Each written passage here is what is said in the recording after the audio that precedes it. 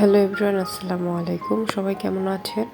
আশা করছি সবাই ভালো আছেন। আল্লাহর অশেষ রহমতে আমিও অনেক ভালো আছি। প্রতিদিনের মতো নতুন আরও একটি ভিডিও নিয়ে আমি আপনাদের মাঝে হাজির হয়ে গেলাম। আজকে এই ব্লগটি শুরু করছি সকাল থেকে। তো সকালে আমি প্রথমেই থালা বাসনগুলো পরিষ্কার পরিচ্ছন্ন করে নিচ্ছি। ভিডিওর শুরুতে ছোট্ট একটি লাইক চেয়ে নিচ্ছি। পুরো ভিডিওটি দেখবেন, কেউ কিন্তু স্কিপ করে দেখবেন না। আর আমার ভিডিও আপনাদের কাছে কেমন লাগে এটা কিন্তু কমেন্ট করে আপনার মূল্যবান মন্তব্য জানাতে পারেন। আর আমার চ্যানেল যদি নতুন হয়ে থাকেন, আমার চ্যানেলটি সাবস্ক্রাইব করে পাশে থাকা বেল অল অপশনে ক্লিক করে রাখতে পারেন। তাহলে আমি যখনই ভিডিও দেব তার সাথে সাথে আপনি কিন্তু নোটিফিকেশন পেয়ে যাবেন। ভিডিও দেওয়ার সাথে সাথে আপনার কাছে নোটিফিকেশন চলে যাবে। এই যে কথা বলতে বলতে আমি থালা বাসনগুলো ধুয়ে তারপরে এখন আমি রেখে দিচ্ছি গুছিয়ে।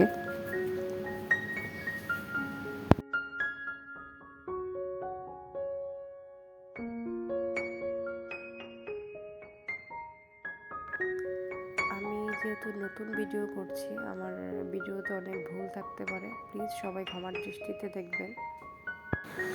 তো আজকে সকালের নাস্তাটা আর শেয়ার করলাম না, চলে এলাম একদম দুপুরে রান্না বান্নায়। এই যে এখানে মুরগি নিয়ে নিয়েছি, আর এখানে কিছু মরিচ ছিল, এগুলা পেপারের উপর দিয়ে বেছে তারপরে একটু পানিটা ঝরে নেওয়ার জন্য দিয়ে দিয়েছিলাম। আজকে মুরগি দিয়ে আলু দিয়ে রান্না করব।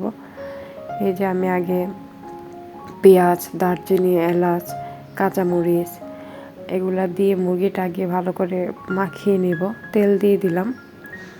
আমি জানি আপনারা খুব সুন্দর করে রান্না করেন। আমার অনেক আপুরাই আছে যাদের ভিডিও আমি দেখি, ফুল ওয়াচ করার চেষ্টা করি। আপনারাও অনুগ্রহ করে আমার ভিডিওটা ফুল ওয়াচ করার চেষ্টা করবেন। আমি জানি আপনারা অনেক কষ্ট করে ভিডিও করেন, আপনারা বুঝতে পারবেন একটা ভিডিও করতে অনেক কষ্ট হয়। আমরা তো 10 মিনিট, 15 মিনিট বা 5 মিনিটের ভিডিওটি দেখি, কিন্তু ভিডিওর পিছের কি হয় না হয় বা ভিডিওটা করতে কতটুকু শ্রমের প্রয়োজন ওইটা কিন্তু আমরা দেখি না। আমরা জাস্ট এইটুকু ভিডিও দেখি, মানে বলি যে এমন এমন বা সুন্দর হয়েছে, এইরকম কিন্তু আমরা বলতে পারি, তাই না? কিন্তু আসলে ভিডিওটা করতে যে ব্যক্তি ভিডিওটা করেছে বা কতটুকু ধৈর্য নিয়ে ভিডিওটা করেছে, কীভাবে করেছে, একমাত্র সেই বুঝে। আর যারা এই প্ল্যাটফর্মে এই রিলেটেড কাজ করে তারাও কিন্তু বুঝতে পারে বিষয়টা।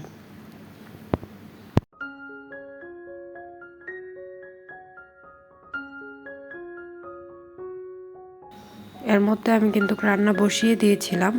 আমার রান্নার মাংস কিন্তু কষে গিয়েছে মুরগিটা। এখন আমি আলুগুলো দিয়ে দিচ্ছি।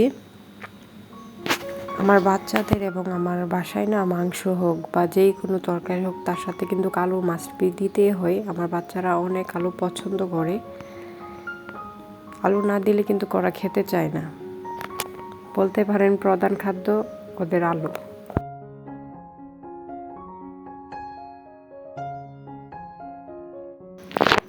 তারপর ফ্রিজে 2টি পেয়ারা ছিল, এই পেয়ারাগুলো দিয়ে আমার হাজব্যান্ড এখানে মাখা করে নিচ্ছে। তো আরও একটি পেয়ারা আমার ছেলের হাতে ছিল, তো এটা আমার ছেলে আবার এনে দিয়েছে। তো আমার ছেলে বুঝতেছে না কি করছে না করছে ওর বাবা, তাই ও এখানে দাঁড়িয়ে দাঁড়িয়ে টেবিলের মধ্যে মুখ দিয়ে মাথা দিয়ে দেখছিল কি করছে না করছে। আমি একটু ক্লিপ নিয়ে নিলাম। সবাই আমার বাচ্চাদের জন্য দোয়া করবেন, আল্লাহ যেন ওদেরকে সুস্থ রাখে। ইদানিং ওরা বেশি অসুস্থ হয়ে যাচ্ছে। আর এই যে আমার মুরগিটা কিন্তু প্রায় হয়ে গিয়েছে। আর এই দিক থেকে আমি গরম পানি একটু ভাতের জন্য বসিয়ে রেখেছিলাম। আর এখানে আমি চালটা ধুয়ে নিচ্ছি। এই যে আপনাদেরকে দেখিয়েছিলাম পেয়ারা কাটছিল, এই যে মাখার ফাইনাল লুক, আর এই যে আমার রান্না করা মুরগির তরকারির ফাইনাল লুক।